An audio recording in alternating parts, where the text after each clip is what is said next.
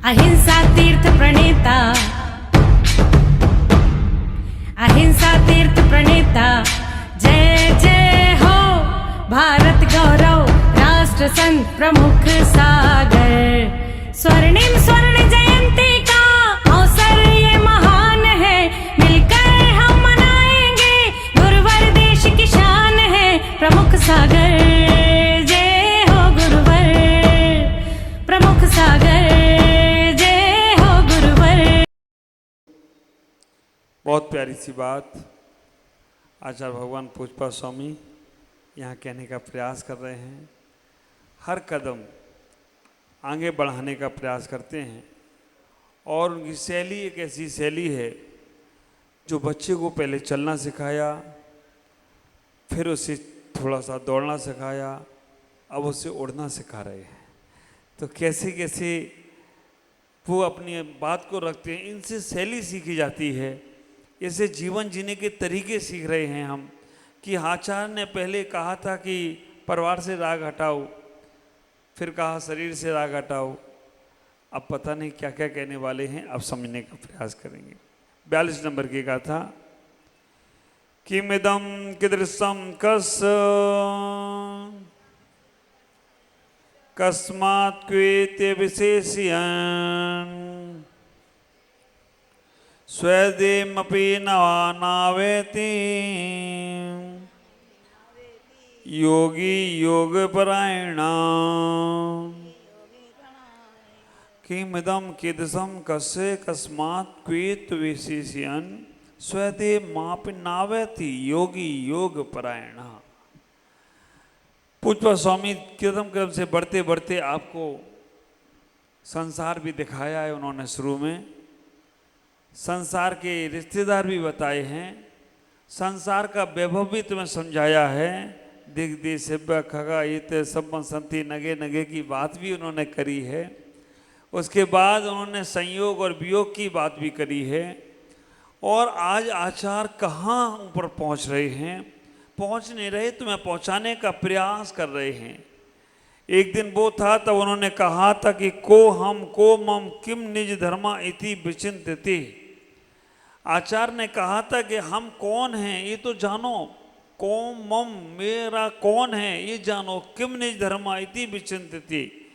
ये बात आचार्य कह रहे थे, लेकिन आज उन्होंने कह दिया किमिदं कीदृशं कस्य कस्मात् क्वेत विशेष्यन्। कौन है, क्या है, कुछ मत जानो, ये सब छोड़ दो। ये चक्कर में ही पड़े हो तो तब तक संसार में ही हो। विचार करके रखना, स्वदेह माप नावेति योगी। स्वयं की देह का भी जिनको ख्याल नहीं है, ऐसा योगी ही अपना कल्याण कर सकता है। बहुत प्यारी बात आचार्य पूजपा स्वामी आज इस इष्टोपदेश के अंदर कह रहे हैं। वो यहाँ इतना ही तुम्हें समझाने का प्रयास कर रहे हैं कि हमने संसार में सबको अपना माना, लेकिन हम सबको अपना मानते रहे, कोई ने हमें अपना नहीं माना। वो यहाँ कहने का प्रयास कर रहे हैं कि इस शरीर को भी हमने अपना माना, लेकिन इस शरीर ने भी हमें अपना नहीं माना। तो फालतू में तुम क्यों दिमाग लगाते हो इस सब चीज़ों में। जब वो व्यक्ति सामने वाला तुम्हें समझता ही नहीं है तो तुम उसके लिए क्यों पूछते हो कि तुम कौन हो, तुम क्या हो, कहाँ से आए हो और कहाँ जाना है। ये जिसका जैसा है करने दो, तुम्हें इन सब में प्रभाव में नहीं पड़ना। विचार करके रखना। कल तक तो आचार्य यहाँ पर कहने का प्रयास कर रहे हैं तो एक बार परिचय तो करो, शरीर से परिचय करो, इंद्रियों से परिचय करो, मन से परिचय करो, क्योंकि परिचय ही नहीं होगा तो फिर तुम छोड़ोगे क्या। एक बार तो उन्होंने कह दिया था कि संसार के वैभव को जानो, तो जब जानोगे ही नहीं तो छोड़ोगे क्या। और आज कह रहे हैं ये फालतू की बातें छोड़ो, इसको जानो, उसको जानो, इस पूछो, उसको पूछो, मत जानो, क्योंकि इनको जान जान कर ही तो संसार मिला है। इनको जान जान कर ही तो हमने संसार में जन्म और मरण किया है। विचार करके रखना। हमें इतना ही सोचने का प्रयास करना कि हम सबको जानने के बाद भी अपने आप को नहीं जान पा रहे हैं, और अपने आप को जानना है तो हमें अब ये सब चीज़ों से अपने आप को राग हटाना है, इन सब से अपने आप को परे करना है। इन सबसे अपने आप को जानने का प्रयास करना है। ख्याल करना, आज आचार्य यहाँ पर्याय की बात नहीं कर रहे, द्रव की बात कर रहे। आज यहाँ संसार की बात नहीं कर रहे, संसार के सार की बात कर रहे। आज यहाँ क्षणभंगुरता की बात नहीं कर रहे, शाश्वतता की बात कर रहे। आज आचार्य इस श्लोक नंबर 42 में उस सुखावास की बात नहीं कर रहे, उस अनंत सुख की बात कर रहे हैं। आज आचार्य यहाँ पर जो दिख रहा है उसकी बात नहीं कर रहे, जो है उसकी बात कर रहे। दिख कुछ और रहा है कुछ और। जो दिख रहा है वो तुम्हारा नहीं है, और जो नहीं दिख रहा है वो ही तुम्हारा है। ख्याल करके रखना, आचार्य यहाँ बहुत सुंदर सी बात कर रहे हैं कि जीवत हो तुम, जीवत हो तुम, द्रव में भी जीवत हो तुम, तत्व में भी जीवत हो तुम, द्रव में भी जीवत हो तुम, और पदार्थों में भी जीवत हो। ख्याल करना, पदार्थों के नाम बदल जाएंगे, द्रव्यों के नाम बदल जाएंगे, तत्वों के नाम बदल जाएंगे, अस्थिकाय के नाम बदल जाएंगे, सब कुछ बदल जाएगा, लेकिन सब में क्या नहीं बदलेगा? तो केवल जीव नहीं बदलेगा। चाहे अस्थिकाय की बात करो, उसमें भी जीव है, अस्थि माने है। चाहे द्रव की बात करो, उसमें भी जीव है, जिसके अंदर ख्याल करना गुण और पर्यायबद्ध द्रव्यम, उसके अंदर भी जीव है। और तत्वों की बात करो तो उसमें भी जीव है, और पदार्थों की बात करो तो उसमें भी जीव है। ये आपने कभी विचार किया, चिंतन किया कि ये चार जगह अलग अलग जीव को क्यों ले लिया?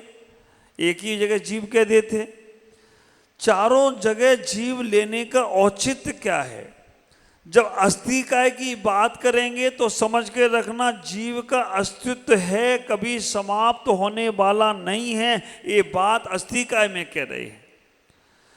जब द्रव की बात करेंगे तो संसार में जीव नाम का द्रव है, और जीव वो ही है जो पूर्ण गलन, जिसका स्वभाव है वो पुद्गल है, और जिसके अंदर ज्ञान और दर्शन पाया जाता है वो जीव है।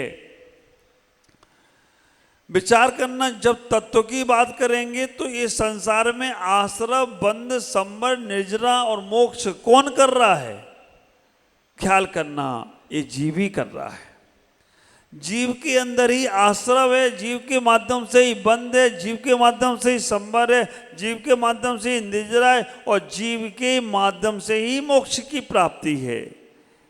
पदार्थ की बात करेंगे तब भी कह दिया जीव है। क्यों? क्योंकि पुण्य और पाप दो पदार्थ में जोड़ दिए गए। तो पुण्य और पाप करने वाला कौन है? जीव है। ये जीव के बिना कुछ भी नहीं है। लेकिन उस जीव को हमने संसार की अवस्थाओं में समझ रखा है, और संसार की अवस्थाओं में जब तक समझेंगे तब तक हम बाहर की यात्रा में जाएंगे। तो आचार्य यहाँ कहने का प्रयास कर रहे हैं, जब तुम अपने आत्म साधना में चले जाओ, तो अब आचार्य तो यहाँ इतना ही कह रहे हैं, द्रव में चले जाओ तो ये भी नहीं पूछना ये आत्मा कौन है, आत्मा कैसी है, आत्मा कहाँ से आती है, आत्मा कहाँ जाती है, ये भी चर्चा बाहर की हो गई। हम उस आत्म तत्व को, आत्मसात को करने का प्रयास करें, हम उसके साथ तादात्म्य संबंध बनाने का प्रयास करें। ख्याल करना, बाहर की यात्रा इतनी क्षणभंगुर है, बाहर की यात्रा में एक क्षण का भी विकल्प गया तो तुम्हारा संसार अनंत फिर हो जाएगा। पांचों पांडवों के बारे में आपने सुना है। पांचों पांडव धर्मराज, युधिष्ठिर, भीम, अर्जुन, नकुल और सहदेव, महाभारत जैसा युद्ध भी लड़ा इन्होंने।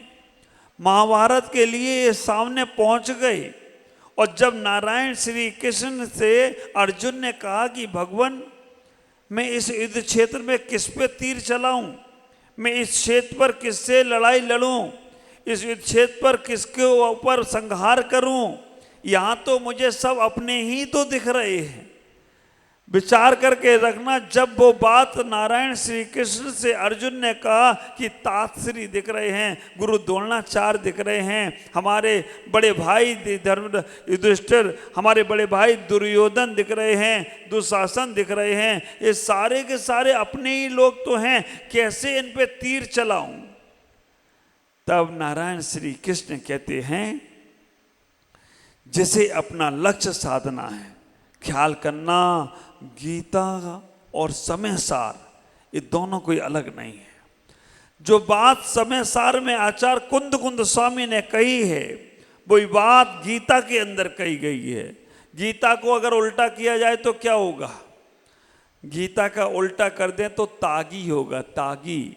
तागी का मतलब होता है जो त्यागी होगा वही गीता को समझ सकता है, और जो त्यागी होगा वही आत्मा को समझ सकता है। नारायण श्री कृष्ण ने अर्जुन से कह दिया गया कि जो सामने युद्ध के मैदान में आ जाए, शत्रुता लेकर आ जाए, वो अपना नहीं हो सकता है, उसको शत्रु ही समझने का प्रयास करो। इतना ही विचार करके रखना, जो युद्ध के मैदान में सामने आ जाए वो अपना नहीं हो सकता, उसे शत्रु ही समझो। और नारायण श्री कृष्ण ने उन्हें अपना विराट रूप दिखाया, अर्जुन को तैयार किया, अर्जुन से कहा कि ये शत्रुता तो तुम्हारी बाहर की है, आत्मा को तो तुम मार ही नहीं सकते हो, बाहर के शत्रुओं को ही तो मारोगे। विराट रूप दिखाया और उनका मन बनाया और अर्जुन को युद्ध के मैदान में छोड़ दिया। युद्ध के मैदान में जाकर अर्जुन ने कितना नरसंहार किया, सब कुछ किया। बात विचार करने की है। आचार्य भी कुंद कुंद स्वामी यहाँ पर इतना ही कहने का प्रयास करते हैं समय सार के अंदर कि जब तुम आत्म ध्यान में बैठे हो, जब तुम आत्म तत्व की चर्चा करने में लगे हो, जब तुम्हें आत्म तत्व की ओर जाना है, तो उस वक्त कोई परिवार का सदस्य भी आ जाए, कोई धर्मात्मा भी आ जाए, कोई बाहर की शक्ति भी आ जाए, यहाँ तक कि शरीर भी तुम्हारा अभी तुम्हें परेशान करे तो उससे कहना थोड़ी देर बाद आओ, क्योंकि मैं अभी आत्मा का रस ले रहा हूँ, मैं अपने अंदर का रस ले रहा हूँ, अपने अंदर में जा रहा हूँ। तुम हमारे लिए शरीर भी शत्रु है। एक जगह आचार्यों ने कह दिया शरीर माध्यम खलु धर्म साधनम, शरीर के माध्यम से ही हम धर्म ध्यान कर सकते हैं। और आज कह रहे हैं कि शरीर भी शत्रु है, क्योंकि वो तुम्हें बाहर की यात्रा कराएगा, वो तुम्हें बाहर ही लेकर जाएगा। इसलिए सत्य इस शरीर की भी परवाह नहीं करना। क्या कह दिया? स्वदेमपि नावेति, स्वदेह अपनी देवी अपनी नहीं है, ये भी यहीं पर चली जाएगी। तो जब वो ध्यान में तुम जाओगे, और ऐसा ही हुआ जब नारायण श्री कृष्ण की बात अर्जुन ने आत्मसात करी, तो वो महाभारत के युद्ध को जीतकर विजय पताका फहरा दी। अभी हमारे तपस्वी लोग विजय पताका फहरा रहे हैं। ख्याल करके रखना हमारे तपस्वी लोग, और शुरुआत ही हो गई विजय भाई से। विजय भाई बनेंगे तो फिर नेमिनाथ तो बनना ही बनना है, और नेमिनाथ बनेंगे तो फिर एक अलग अलग संगीत निकलेगा, और संगीत अलग निकलेगा तो अनीता जैसा कमल खिल जाए तो कोई आश्चर्य की बात नहीं है। ये अपने हम पर विजय प्राप्त कर रहे हैं। अब ऐसी विजय प्राप्त, शरीर को बहुत खिलाया है, बहुत पिलाया है, शरीर की बहुत मानी है। अब हम शरीर की नहीं सुनेंगे, अब हम विजय पताका अपनी फहराने वाले हैं। विचार करना, आचार्य यही कहने का प्रयास कर रहे हैं, ये शरीर पर ज़्यादा नहीं भरोसा करो। सांसों की डोरी टूट जाती है ना? विचार करो, ये माता जी और महाराज जी वो लोग सुनाते हैं ना, सांसों की डोरी छत महफूज रहती है, बिल्डिंगें महफूज रहती हैं और छत टूट जाती है। त्याग की बात उससे करो, बाल्टी रस्सी बाल्टी में रहती है, कुएं में रहती है और रस्सी छूट जाती है। अब विचार करके रखना, हमें इतना ही सोचना है, इतना ही विचार करना है कि अपने आत्मा में हम जब पहुंच गए तो बाहर की चिंता नहीं करो। नारायण श्री कृष्ण ने कहा, अर्जुन ने मान लिया, विजय पताका को प्राप्त हो गए। लेकिन जब पांचों पांडव साधना करने गए, पांचों पांडव ने साधना करने के लिए सन्यास को धारण किया।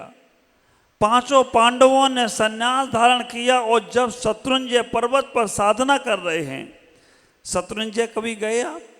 पालीताना जो है उसे शत्रुंजय पहाड़ बोलते हैं, श्वेतांबर समाज ने उसे पालीताना कहा है।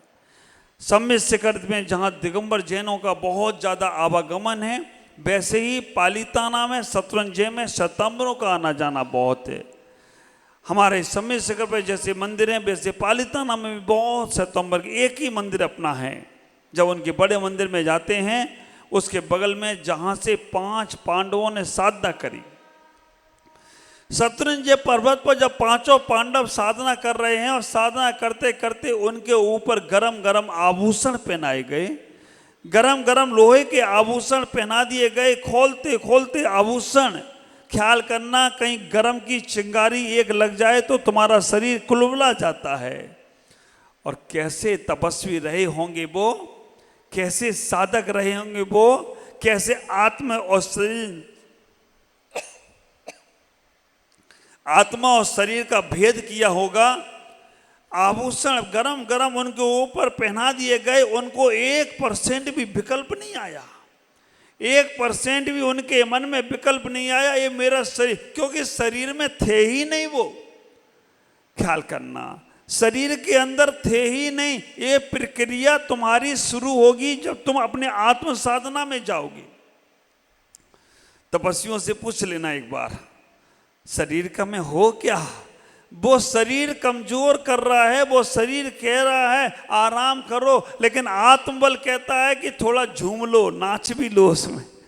आत्मबल कहता है थोड़ा चलो महाराज के चरण भी छुओ, शरीर कहता है अब आराम कर लो। नहीं सुनते वो शरीर की, क्योंकि जिन्होंने आत्म को पा लिया है। तो विचार करना, जब गरम गरम आभूषण पहनाए गए उनके ऊपर, उन्होंने शरीर की नहीं सुनी, क्योंकि शरीर में थे ही नहीं।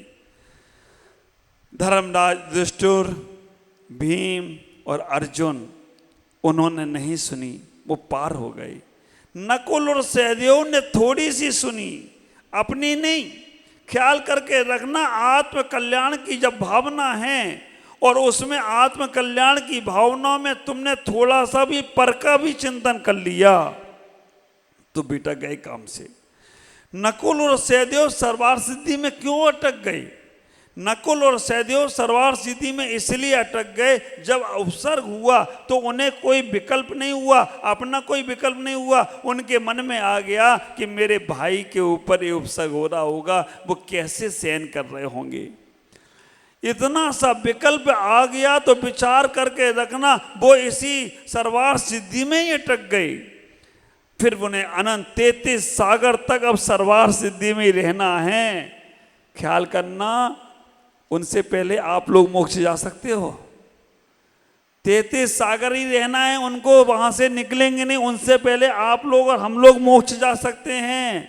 कैसे? क्योंकि 21,000 का ये पंचम काल और 21,000 का छठा काल, 42,000 वर्ष, फिर छठा 21 का, फिर पंचम 21 का, 84,000 वर्ष। और 84,000 वर्ष के बाद तीर्थंकर पहले होंगे, राजा सैनिक पहले तीर्थंकर होंगे, और उनके समोषण में जाकर हम अपनी भव्यता को प्रकट करके उनके समोषण में जाकर दीक्षा लेके उसी भव से निर्वाण चले जाएं तो कोई आश्चर्य की बात नहीं है। ये भव्यता को लाना पड़ेगा, ख्याल करना। लेकिन इस भव्यता में लाने के लिए आपको अपने जीवन को व्यवस्थित बनाना पड़ेगा। हाँ, देव पर्याय में चले गए तो फिर उनके साथ तुम्हारा भी वही नंबर लगेगा। नरक में चले गए तो कम से कम 10,000 साल तक तुम्हारा दोबारा जन्म नहीं होगा। ख्याल करना, पांचों पांडवों ने अपनी साधना को साध लिया, 2 रह गए, इसलिए क्योंकि वो संसार की व्यवस्थाओं में लगे रहे। मैं आपसे इतना ही कहना चाहूँगा, आप अपने जीवन को समझने का प्रयास करो, क्योंकि तुम्हारा जीवन बहुत आनंदित है। और इस आनंदित जीवन में बाहर की दृष्टि से अपने आप को हटाओ, क्योंकि स्व दृष्टि आप लगाओगे तो सब कुछ होगा। ख्याल करके रखना, हम इतना ही विचार करें, इतना ही सोचने का प्रयास करें कि हम अपने आप को अपने आप से कैसे जोड़ सकते हैं।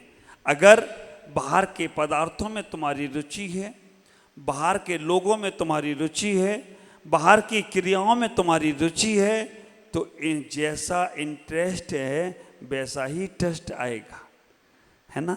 ख्याल करके रखना, जैसा इंटरेस्ट है वैसा ही टेस्ट आएगा, और वैसा ही टेस्ट आएगा तो वैसा ही संसार का सृजन होगा। हम बाहर के लोगों में रुचि रखेंगे तो बाहर का ही क्रियाकांड होगा, बाहर के ही विकल्प होंगे। बाहर के पदार्थों में रुचि रखेंगे तो बाहर की चीजें आएंगी। हम बाहर के पदार्थों में रुचि नहीं रखें, बाहर की क्रियाओं में रुचि नहीं रखें, बाहर के लोगों में नहीं रुचि रखें, हम रहें सबके बीच। कमल रहता कीचड़ में है लेकिन रहता उससे परे है। रहें हम देह में ही लेकिन विधेय बनकर रहने का प्रयास करें। इतना ही विचार करके रखने, हमें रहना तो इसी शरीर में रहेगा लेकिन इससे विधेयी बनने का प्रयास करें। शरीर अपनी प्रक्रिया दिखाएगा, परिवार अपनी सुनाएगा, सबकी सुनो, लेकिन अपने मन की करने का प्रयास करो। तुम्हारा मन बार बार संसार में जन्म लेने को तैयार नहीं होगा। तुम्हारा मन बार बार नहीं कहेगा कि मुझे संसार में जन्म लेना है, मुझे तो इस संसार से पार जाना है। विचार करना। आचार्य पूजपा स्वामी आचार्य नेमिचंद स्वामी द्रव्य संग्रह ग्रंथ के अंदर कहते हैं, माँ मुझे माँ रज्झे माँ दुस्से इट निट अथेसु थिर मिच्छे जय चित्तम विचित्र झाणप सिद्ध ये।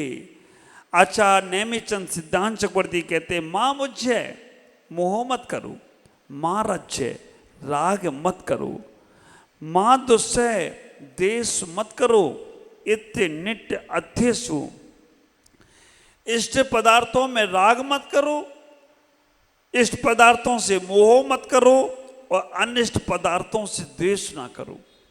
ख्याल करके रखना, राग और द्वेष दोनों ही खतरनाक हैं। हम अच्छी लोगों से राग करते हैं और बुरी चीजों से द्वेष करते हैं, ये दोनों ही संसार में कारण हैं। साम्य भाव रखो। साम्य भाव तुम्हारे जीवन में संसार से पार लगाने में कारण बनेगा। होता है राग और द्वेष संसार में चलता है। आप विचार करके रखना, जो तुम्हारे मन के अनुकूल बात कर ले उससे राग हो जाता है, और जो तुम्हारे मन के प्रतिकूल हो जाए उससे द्वेष हो जाता है। और ये राग और द्वेष तुम्हारे संसार में ही कारण है। आचार्यों ने कह दिया, राग और द्वेष के समय समता भाव रख लो। जब ज्यादा राग का भाव आए तो उस वक्त भी साम्य भाव आ जाए, और ज्यादा द्वेष का भाव आए उसमें भी साम भाव आ जाए। मेरे गुरुदेव आचार्य भगवान गुरुदेव पुष्पवदन सागर जी महाराज हमारे दीक्षा दिवस पर हमको एक आशीर्वाद लिखकर भेजे। आप विचार करके रखना, मेरे गुरुदेव के हर शब्द मेरे लिए एक ग्रंथ के रूप में होते हैं। मेरे गुरुदेव के हर शब्द मेरे लिए मंत्र के रूप में होते हैं। उन्होंने जो कुछ बोल दिया, वास्तव में मैं कभी कभी ये सोचता हूँ कि गुरुदेव ने जो उस वक्त बोला था समझ में नहीं आया था, क्योंकि भौतिकता की चकाचौंध लगी हुई थी।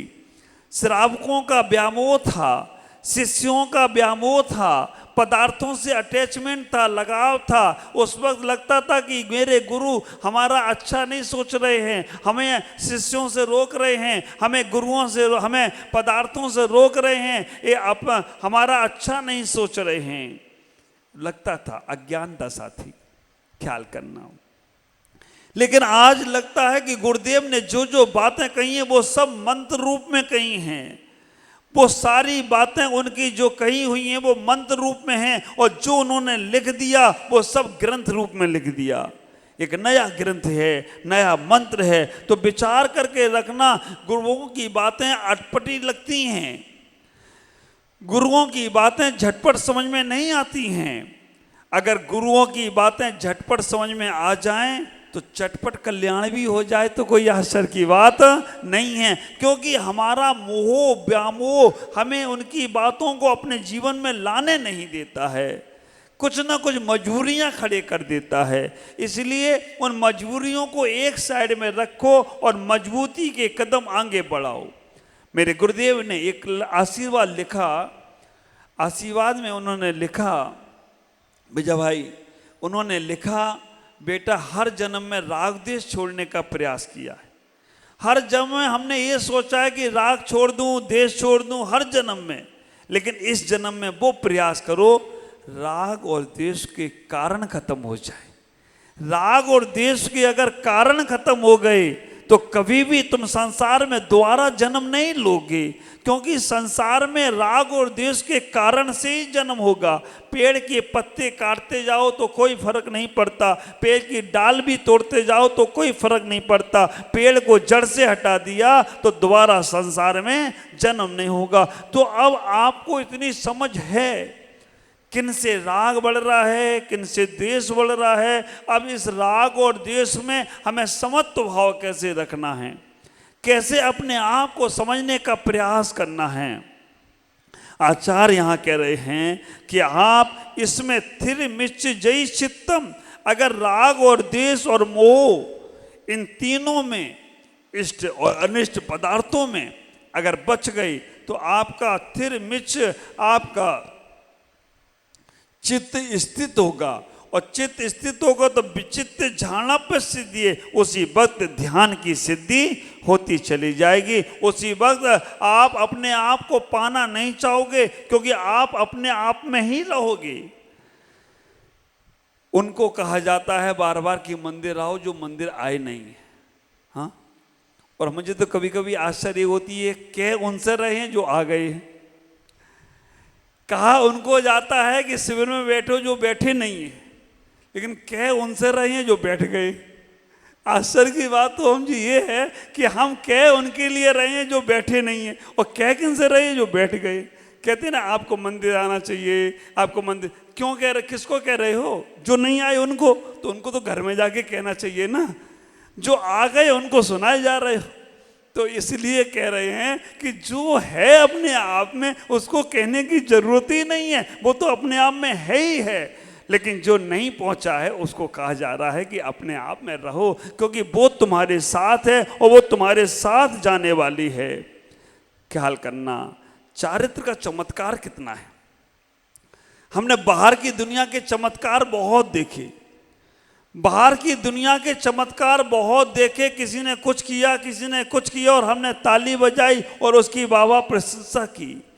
चारित्र का चमत्कार देखो, जिनको सांसों का दर्द, जिनको सरसों का दाना चुभता था, जिनके सामने खीरे का नाम लेने तो जुकाम हो जाता था, जिनके सामने दीपक का प्रकाश भी आंखों में आंसू लाया करता था। दीपक का, रत्नों के प्रकाश में ही भोजन करते थे। रत्नों के प्रकाश में दीपक का प्रकाश भी सहन नहीं होता था। मखमल के गद्दे पर अगर एक सरसों का दाना आ जाए तो चुभता था जिनको, और खीरे का नाम ले लें तो जुकाम हो जाए उनको। चारित्र जब लिया ना उन्होंने, सुकुमाल मिलिन ने, 3 दिन तक स्यालनी उन्हें खाती रही, 3 दिन तक स्यालनी उनके पैरों का बचन करती रही, लेकिन 1% भी उफ नहीं हुआ, 1% भी उन्हें एहसास नहीं हुआ कि कोई मेरे साथ कुछ कर रहा है। ख्याल करो, सारगा का समय चल रहा हो, सारगा का समय चल रहा हो, खूब व्यापारी आए हों, खूब व्यापार धन, खूब ग्राहक खड़े हों सामने, उस पर भूख लगती है क्या? एहसास ही नहीं है, उस पर भूख नहीं लगती है। लगता है कि ये कस्टमर और चल जाए, वो कस्टमर और चल जाए, भूख सब समाप्त हो जाती है। सामान से व्यापारियों में भूख समाप्त हो जाती है। इतना ही विचार करके रखना, अगर तुम्हारे घर में कोई खास मेहमान आ जाए, उस मेहमान की आओ भगत में इतने लग जाते हो, इतने लग जाते हो कि अपनी ही परवाह नहीं रहती है। सुबह से शाम भूख नहीं लगती है कि इसको हम कैसे अच्छे से अच्छा कर दें। सामान से लोगों के बाद भी तुम्हें अपनी चिंता खत्म हो जाती है। तो जब तुम्हें अपनी आत्मा की चिंता होगी तो इस शरीर की चिंता तुम्हें आने वाली ही नहीं है, क्योंकि ये शरीर अपनी क्रिया करेगा, करना ही है इसको। जब तक हमारा आयु कर्म शेष है तब तक ये शरीर हमें छोड़कर जाने वाला नहीं है। ख्याल करके रखना, आयु कर्म है, शरीर को हमारी गुलामी करना ही पड़ेगी। हमारी नौकरी करना ही, हमें से तनख्वाह दे रहे, खाने की तनख्वाह दे रहे हैं, पिलाने की तनख्वाह दे रहे, तनख्वाह देना बंद कर दो, तो वो चला जाएगा। तनख्वाह रोज दे रहे हो।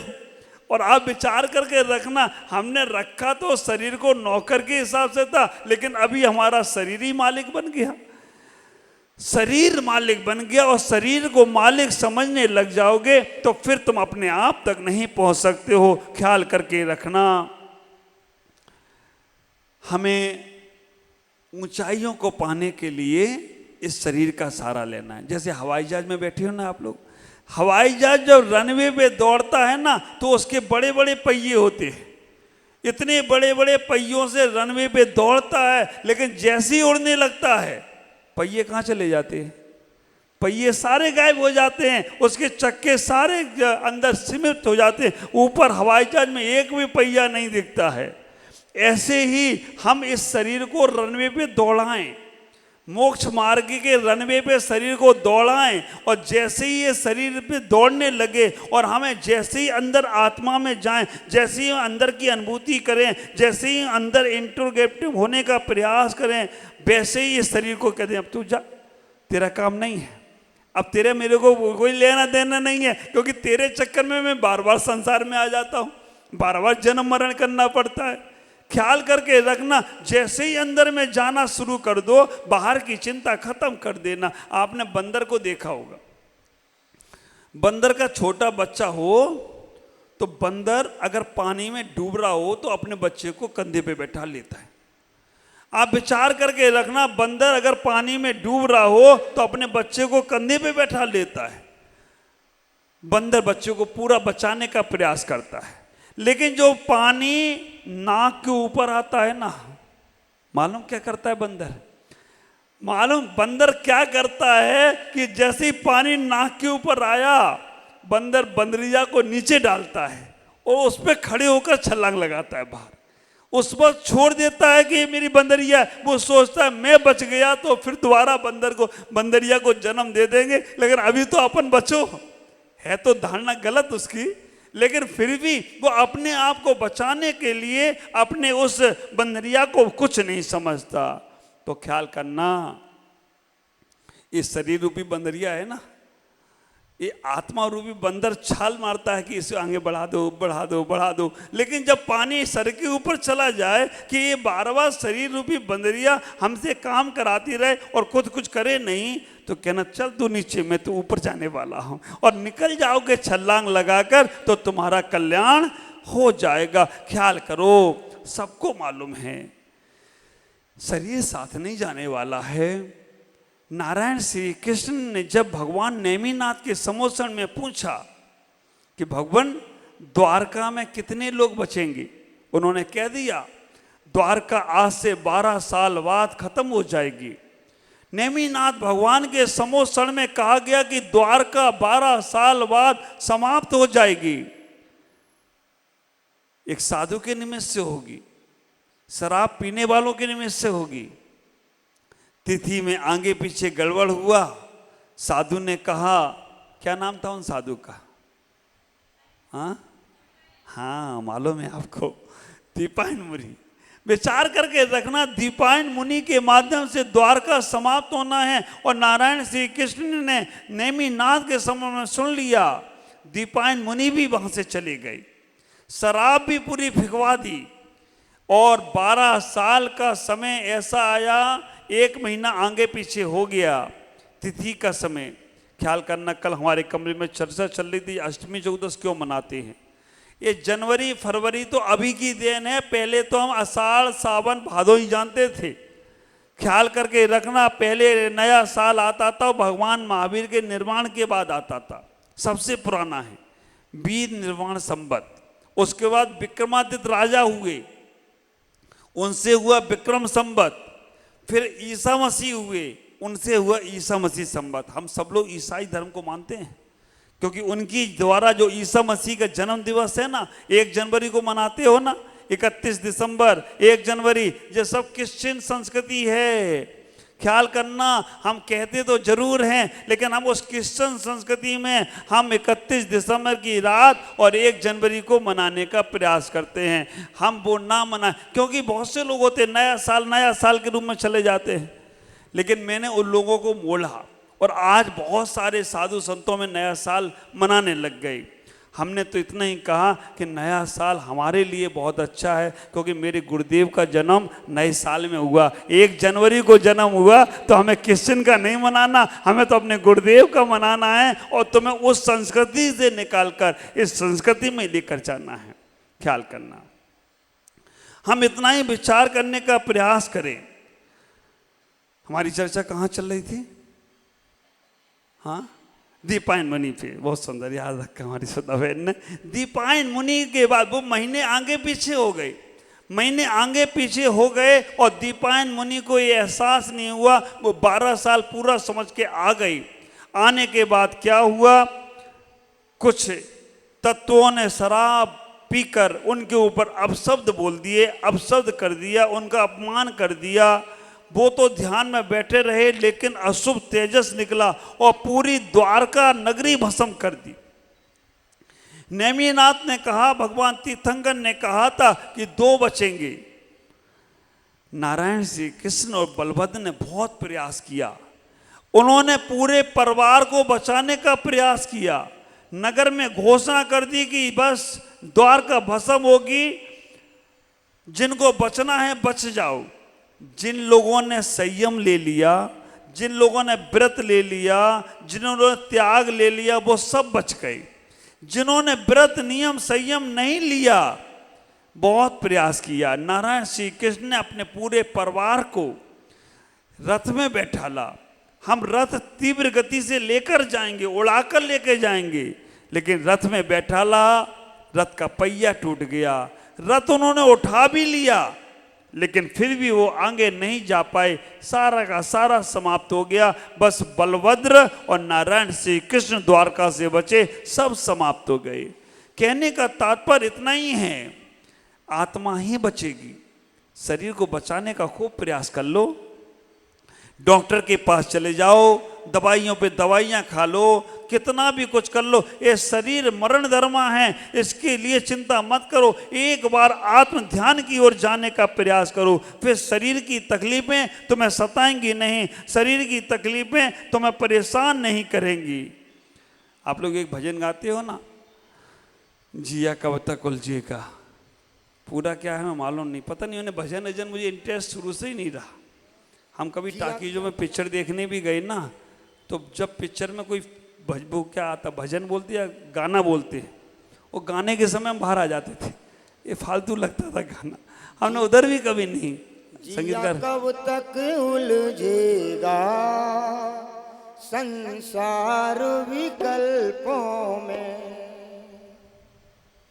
बस इनको भी एक ही लाइन आती है, आप विचार करके रखना, लेकिन एक ही लाइन महत्वपूर्ण है, जिया कब तक उलझेगा संसार विकल्पों में, क्योंकि संसार के विकल्प तो रहेंगे ही रहेंगे, ये संसार के विकल्प समाप्त होने वाले नहीं हैं। इसीलिए संसार के विकल्पों से अपने आप को हटाने का प्रयास करो। इतना ही ख्याल करना, इतना ही सोचने का प्रयास करना। सुख का समय आता है तो जाते पता नहीं चलता है। गुवाहाटी वालों, 5 महीने का चातुर्मास मिला और 3 महीने कैसे निकल गए पता नहीं चल रहा है, ऐसा समय जा रहा है। और ये पर्युषण पर्व आ गया 2 दिन बाद, पर्युषण के बाद तो ये लगता हो गया चातुर्मास। सुख का समय जाते हुए पता नहीं चलता है और दुख का समय कटाई कटता नहीं। इसलिए हम सुख के समय को सार्थक करने का प्रयास करें। शरीर के सुख को मैंने कई बार भोगा है, लेकिन अब शरीर के सुखों में हमें ज़्यादा इंटरेस्ट नहीं दिखाना है, हमें अपने आप को समझने का प्रयास करना है, क्योंकि जो हम समझ लेंगे तो हमें सब कुछ होगा। एक अंतिम उदाहरण देकर मैं अपनी बात पूरी कर रहा हूँ। रावण, ऐसा कहते हैं जब रावण बहरूपी विद्या सीख कर रहा था, बहुरूपणी विद्या, रावण जब विद्या सिद्ध करने के लिए बैठा तो चर्चाएं हुई कि अगर ये इसको विद्या सिद्ध हो गई तो फिर इसको मारना बहुत मुश्किल होगा। ऐसी विद्या सिद्ध कर लेगा कि इसके पास वज्र का शस्त्र आ जाएगा, फिर इसे मारना बहुत मुश्किल होगा। वैसे तो ये हिंदू संप्रदाय का कथन है कि मरना तो फिक्स था। हिंदू संप्रदाय में रावण को राम ने मारा है, लेकिन जैन संप्रदाय में रावण को किसने मारा है? लक्ष्मण ने मारा है। हिंदू संप्रदाय में राम ने रावण को मारा है, और जैन संप्रदाय में कहते हैं कि नारायण की मृत्यु प्रीति नारायण से होती है। लेकिन अगर मैं कहूं तो रावण को ना राम ने मारा ना लक्ष्मण ने मारा, रावण को रावण के काम ने मारा। अगर रावण काम में आसक्त नहीं होता, सीता को नहीं उठाता, तो शायद नहीं मरता, लेकिन ऐसा होगा नहीं, क्योंकि नारायण प्रीति नारायण। तो रावण जब विद्या सिद्ध करने बैठा, ऐसा वो रामायण में दिखाया गया। कौन की वो रामायण आती थी टीवी पर? रामानंद की, तुलसी गिरत रामायण, रामानंद की रामायण। आप विचार करना, उनको उनके पुत्रों का मरण दिखाया, मंदोदरी का सिर कटा दिखाया कि रावण इस साधना से विचलित हो जाए, लेकिन नहीं हुआ रावण, क्योंकि उसको सिद्धि करना थी। तो मैं कहूँगा आपसे, अगर आपको किसी लक्ष्य की सिद्धि करना है, किसी आत्म तत्व की सिद्धि करना है, तो बाह्य जगत में जियो, लेकिन बाह्य जगत को अपने अंदर आने मत दो, अपने अंदर उसको बचाने का प्रयास करो, क्योंकि शाश्वत तुम्हारी आत्मा है। किम इदम कीदृशम। मैं आपसे एक चीज़ और बोल रहा हूँ, जिससे कोई लेना देना नहीं, उससे ज़्यादा पूछने का प्रयास मत करो।